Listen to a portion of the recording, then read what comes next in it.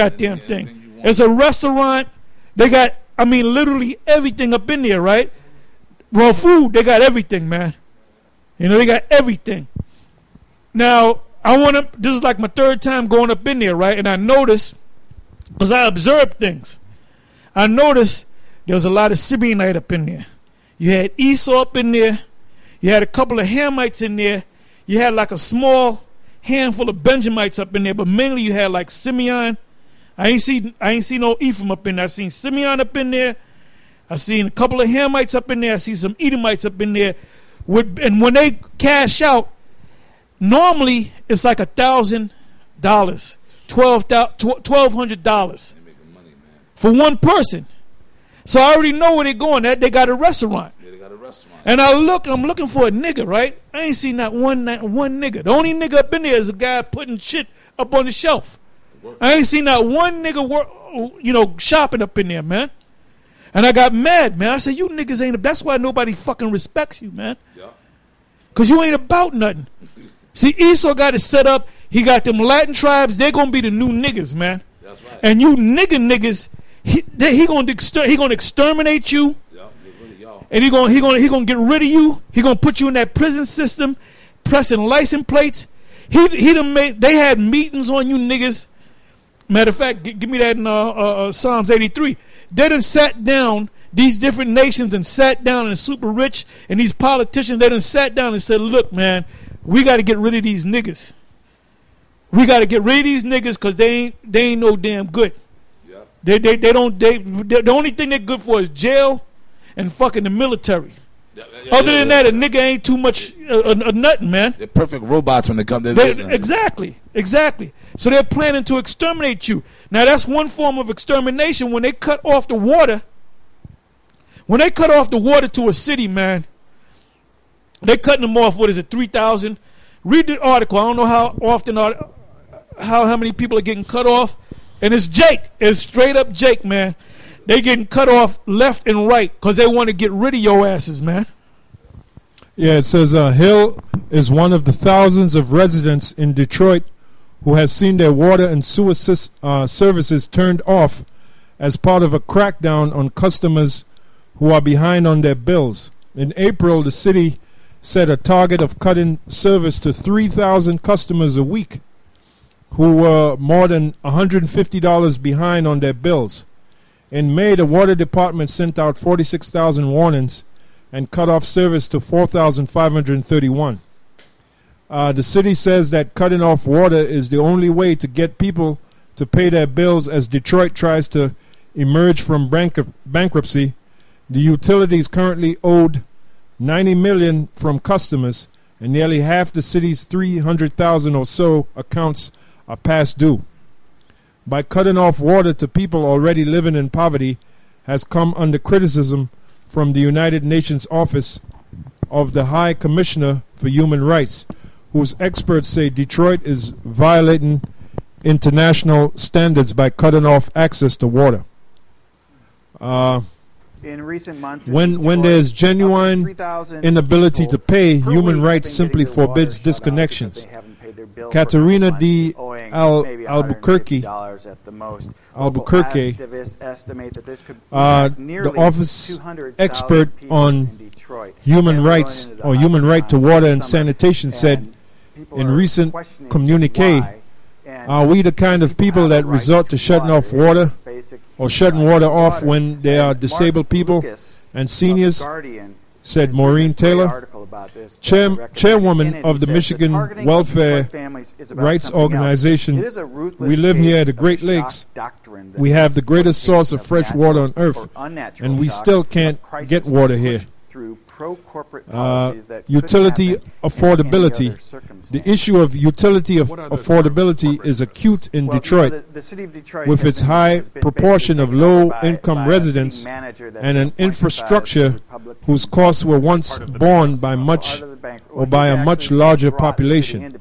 Yeah, so that's why they're cutting them off, because they know they're not going to get the money for the water to put the water back on, because they ain't got no jobs, and they never sat down and said, well, look, maybe we should go to another state or maybe we should open up a business, or maybe we should do that. Because now, prior to that, you had a thing called white flight. Look up the word white flight. You know, this is one of the and I'm going to read this scripture right here while he's getting it. This is Sirach in the Apocrypha, chapter 29, verse 21. It says, the chief thing for life is water, and bread, and clothing, and house to cover shame. I'm going to read that again. The chief thing for life is water, and bread, and clothing, and an house to cover shame. Yeah.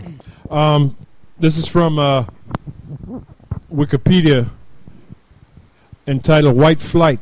White flight is a term that originated in the United States starting in the mid-20th century and applied to the larger scale migration of whites of various European ancestries from racially mixed urban regions to more racially homogeneous suburban or exurban regions. The term has more recently been applied to other migrations by whites from older inner suburbs to rural areas, as well as from the U.S. Northeast and Midwest to the milder climate in the Southeast and Southwest.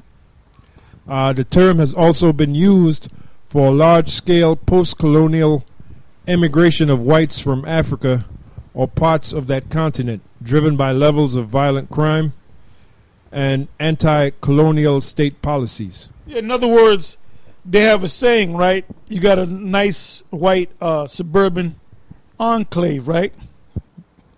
And you know, when a Jake come up in there, the neighbors be walking their dog and talking, and they'll say, don't gotta say there's a nigga that moved in. They'll say there goes the neighborhood. And the prices of the real estate go down. So that's why they don't allow the real estate agents, when they see a nigga with money, it ain't about money, man. It's about your ass. When you come in the neighborhood, I don't give a damn how good you're doing. I don't give a damn if you're a doctor or a lawyer, the goddamn Huxtables, all right? When you come into a white suburban enclave, the property value goes down. And see, with Detroit, the property value, you can actually buy a house for $500, man. So the property value is so damn a couple $1,000s. You can buy something nice. You can buy something real nice for like 5 G's. Like I said, this company purchased a skyscraper for $5 million. Now that's a bargain. That's a steal. Why?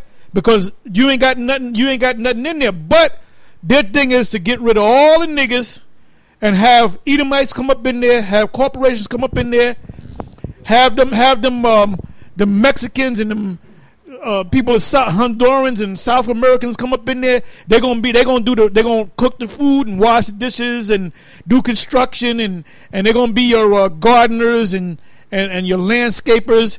And then you're gonna have a middle class that open up little businesses. Then you're gonna have corporations, but minus the niggas. So if you gotta push a nigga out, you push a nigga out, man. Yeah. You know, some kind of way they're gonna get rid of the nigga, and that's one way of washing a nigga out. It's cutting off his water. That's why they run into the UN. Well, you know what, man. And that's true for the people that think, oh, this ain't gonna happen. It's happening right here in New York for you dummies. That's the prime example. There's water being cut. This shit is unheard of, man. Yeah. And it's gonna get worse. Yeah. Well, like for you dummies, for you dumb rockhead niggas here in New York City, it's happening right here before your eyes. They getting y'all out of New York.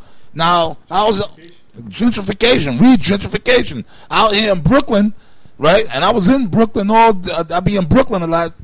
I was in Brooklyn this past week, man, and you got Edomites. Now that area, the particular area of Brooklyn I was in. I know that area. I remember when it was right off of the Brooklyn Bridge. Yep, what's that area? Off the water. What they Williamsburg.